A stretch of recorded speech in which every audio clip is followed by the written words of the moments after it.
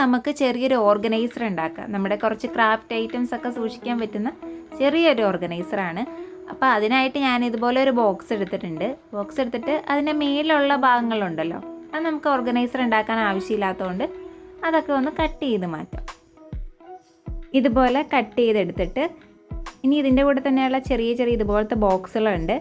അത് ഞാൻ ഈ വലുപ്പത്തിന് എടുക്കുന്നില്ല. ഇതുപോലെ സൈഡിലായിട്ട് കുറച്ച് കട്ട് ചെയ്ത് കൊടുത്ത ശേഷം, അതായത് ഇതിൻ്റെ ഉള്ളിലേക്ക് ഇറക്കി വെക്കാൻ പറ്റുന്ന പാകത്തിന് കട്ട് ചെയ്തെടുക്കുക. എന്നിട്ട് ഈ ബോക്സിൻ്റെ ഏറ്റവും താഴത്തോട്ട് ഇറക്കി വെച്ച് കൊടുക്കുക. അത് വേറെ ഒന്നിനും വേണ്ടിയിട്ടല്ല, നമ്മുടെ ബോക്സിന് കുറച്ച് താഴത്തെ ഭാഗത്ത് കട്ടി കുറവാണ്. അപ്പോൾ അതുകൊണ്ട് കുറച്ച് സ്ട്രോങ് ആയിട്ടിരിക്കാൻ വേണ്ടിയിട്ടാണ് ഇതുപോലെ ചെയ്യുന്നത്. ഇനി നമുക്ക് ഈ ബോക്സ് ഒന്ന് കട്ട് ചെയ്തെടുക്കണം. അതിനായിട്ട് ഞാനൊരു സ്കെയിൽ എടുത്തിട്ട് ഒന്ന് മാർക്ക് ചെയ്ത് കൊടുക്കുന്നുണ്ട്. നമ്മൾ ഉള്ളിലേക്ക് ഒരു ചെറിയൊരു ബോക്സ് വെച്ചില്ലേ, അതിനേക്കാളും കുറച്ചുകൂടി ഹൈറ്റിൽ വേണം കട്ട് ചെയ്തെടുക്കാൻ വേണ്ടിയിട്ട്. ഇതുപോലെ വേണം കട്ട് ചെയ്ത് മാറ്റാനായിട്ട്. ഇനി നമ്മൾ നേരത്തെ ചെയ്ത പോലെ തന്നെ ഒരു ബോക്സ് കട്ട് ചെയ്തെടുക്കുക. എന്നിട്ട് ഇതിൻ്റെ ഉള്ളിലേക്ക് കയറ്റി വെച്ചിട്ട് ഈ ഒരു പൊസിഷനിൽ വേണം വെച്ച് ഒട്ടിച്ചു കൊടുക്കാനായിട്ട്.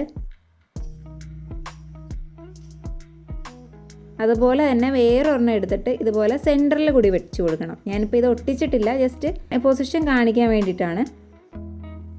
ഇനി ഫുള്ളായിട്ട് ഇതൊന്ന് ഒട്ടിച്ചെടുക്കണം. അതിനായിട്ട് ഞാൻ ഇവിടെ ഗ്ലൂ ഗണ്ണാണ് യൂസ് ചെയ്യുന്നത്.